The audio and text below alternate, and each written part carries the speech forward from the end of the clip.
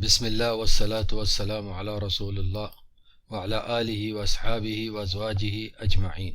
آج کی مجلس رسول اللہ محمد صلی اللہ علیہ وعلی آلہ وسلم کی سیرت مبارکہ کو مختصر طور پر بیان کرنے کے سلسلے میں سے تیسری مجلس ہے، اور آج کی مجلس کا عنوان ہے کہ رسول اللہ محمد صلی اللہ علیہ وعلی آلہ وسلم ہر ایک کے لیے اللہ کی رحمت تھے، رحمت للعالمین تھے۔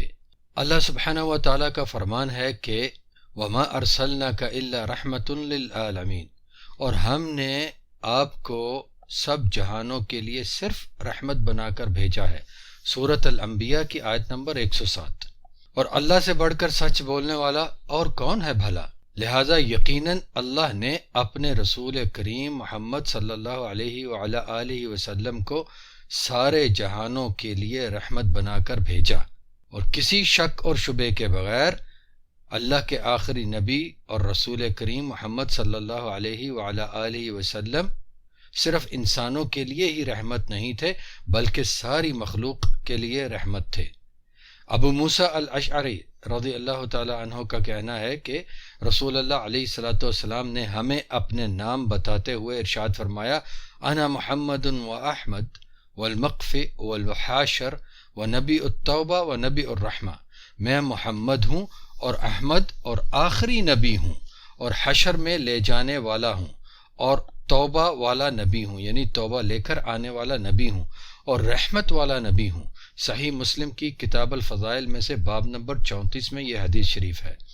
نبی کریم صلی اللہ علیہ وعلی آلہ وسلم کے ناموں کے بارے میں ایک درس مستقل طور پر الگ سے کیا جا چکا ہے، اور وہ کتابی صورت میں بھی الحمد شائع ہو چکا ہے، لہذا ان ناموں کے بارے میں یہاں کوئی بات نہیں کروں گا، اپنی اس مجلس کے موضوع پر ہی رہتے ہیں۔ تو رسول اللہ علیہ الصلوۃ والسلام ایمان والوں کے لیے بھی رحمت تھے۔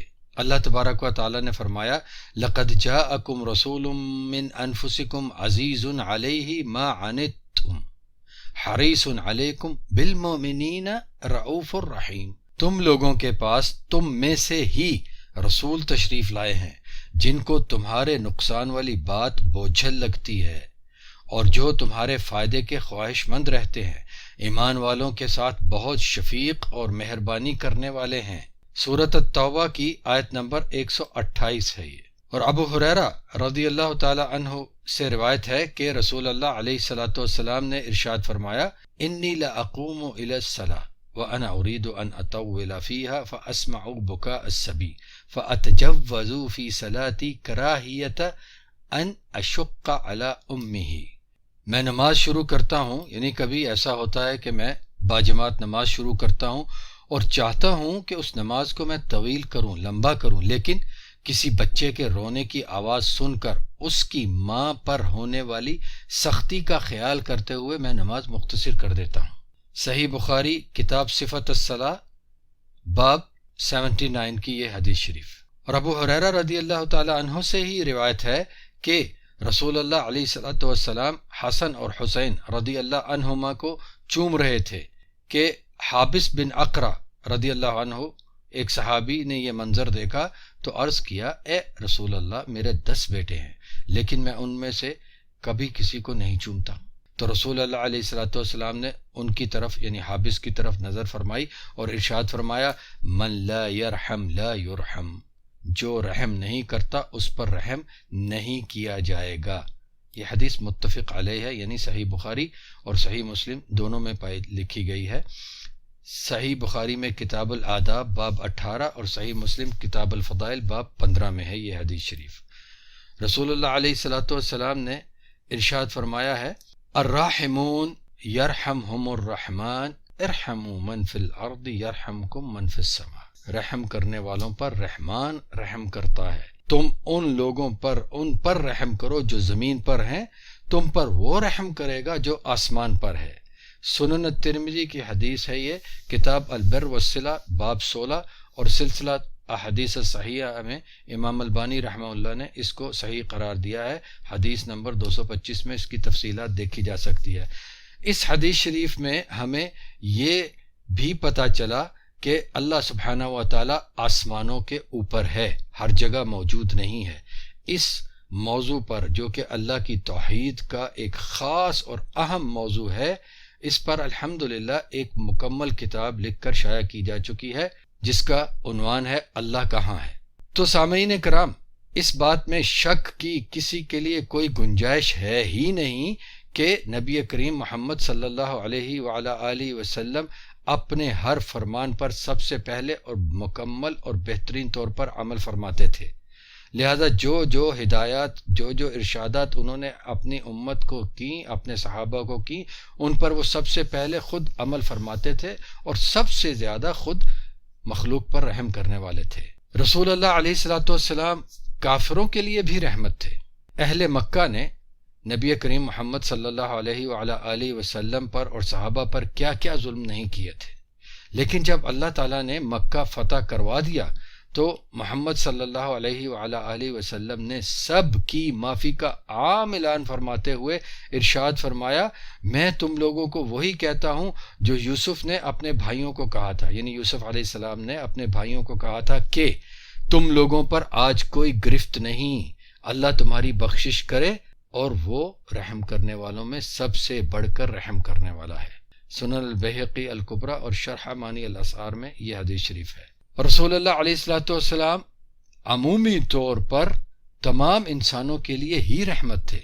یہ تو ہم سب جانتے ہیں کہ جب رسول اللہ علیہ السلام طائف تشریف لے گئے تھے اور طائف والوں نے ان کی دعوت کے جواب میں ان صلی اللہ علیہ وآلہ وسلم پر ظلم و ستم کیے، پتھراؤ کیا، یہاں تک کہ ان کے مبارک اور پاکیزہ خون سے ان صلی اللہ علیہ وسلم کے جوتے تک بھر گئے۔ شدید دکھ کی حالت میں اپنی کمزوری کا شکوہ اللہ تعالیٰ سے کیا تو اللہ تبارک و تعالیٰ نے جبریل علیہ السلام کے ساتھ پہاڑوں کے حکمران فرشتے کو بھیجا، اور اس فرشتے نے کہا، اے محمد، آپ کے رب نے مجھے آپ کے پاس بھیجا ہے کہ آپ ان لوگوں کے بارے میں جو حکم فرمائیے میں اس کی تعمیل کر دوں۔ اب فرمائیے، اگر آپ حکم دیتے ہیں تو میں یہ دونوں بڑے والے پہاڑ اٹھا کر ان لوگوں کے اوپر سے ان کو دبا دوں۔ تو رسول اللہ نبی رحمت نے علیہ السلام نے ارشاد فرمایا، بل ارجو ان یخرج اللہ من اصلابہم من یعبد اللہ وحدہ لا یشرکو بہ شیئا، نہیں، بلکہ میں یہ امید کرتا ہوں کہ اللہ ان لوگوں کی نسل میں سے ایسے لوگ نکالے گا جو صرف ایک اللہ کی ہی عبادت کریں گے اور اللہ کے ساتھ کسی کو بھی شریک نہیں کریں گے۔ صحیح البخاری کتاب بدء الخلق باب 7 اور صحیح مسلم کتاب الجہاد والسیر باب 39۔ انسانوں کے لیے ہی نہیں صرف، بلکہ ہمارے نبی کریم محمد صلی اللہ علیہ وعلی آلہ وسلم جانوروں کے لیے بھی رحمت تھے۔ عبداللہ ابن مسعود رضی اللہ تعالیٰ عنہ کا کہنا ہے کہ ایک دفعہ ہم لوگ رسول اللہ علیہ السلام کے ساتھ سفر میں تھے، وہ علیہ السلام اپنے کسی کام سے تشریف لے گئے۔ اس دوران ہم نے ایک حمرہ، چڑیا جیسا ایک چھوٹا سا پرندہ ہوتا ہے، ایک حمرہ کو دیکھا جس کے ساتھ اس کے 2 بچے بھی تھے۔ ہم نے وہ بچے لے لیے، وہ حمرہ آئی اور ادھر ادھر اڑنے لگی۔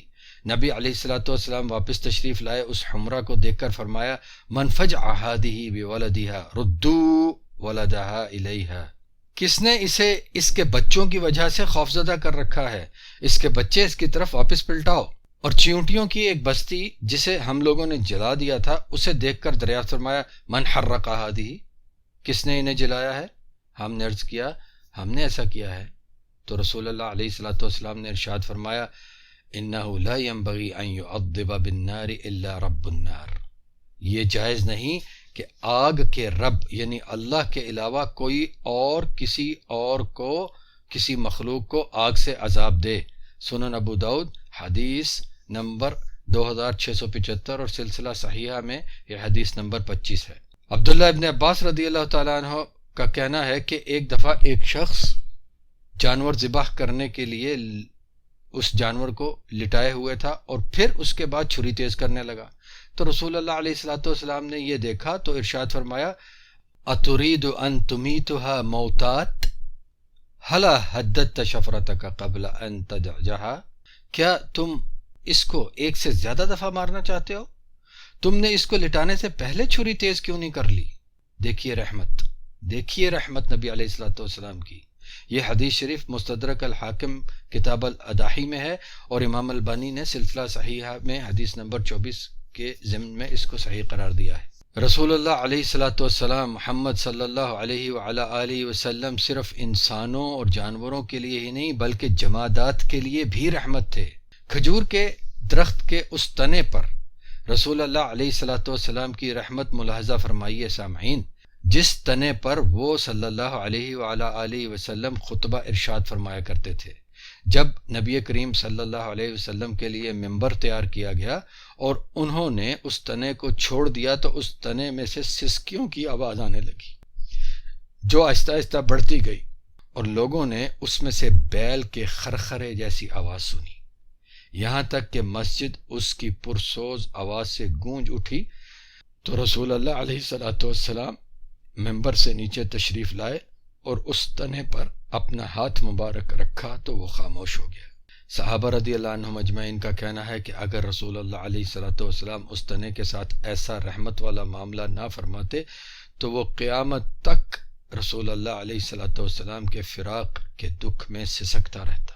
یہ حدیث شریف سنن ابن ماجہ، سنن الدارمی، صحیح ابن حبان میں ہے، سلسلہ صحیحہ حدیث 2147 میں اس کی تحقیق و تخریج دیکھی جا سکتی ہے۔ محترم سامعین، اپنی جانوں پر کس قدر ظلم کرتے ہیں وہ بدبخت لوگ جو ایسی رعوف اور رحیم ہستی کے بارے میں وہ کچھ کہتے، لکھتے اور سنتے ہیں جو کسی بھی طور ان صلی اللہ علیہ وعلی آلہ وسلم کی ذات شریف کے کسی بھی پہلو سے کوئی بھی مطابقت نہیں رکھتا۔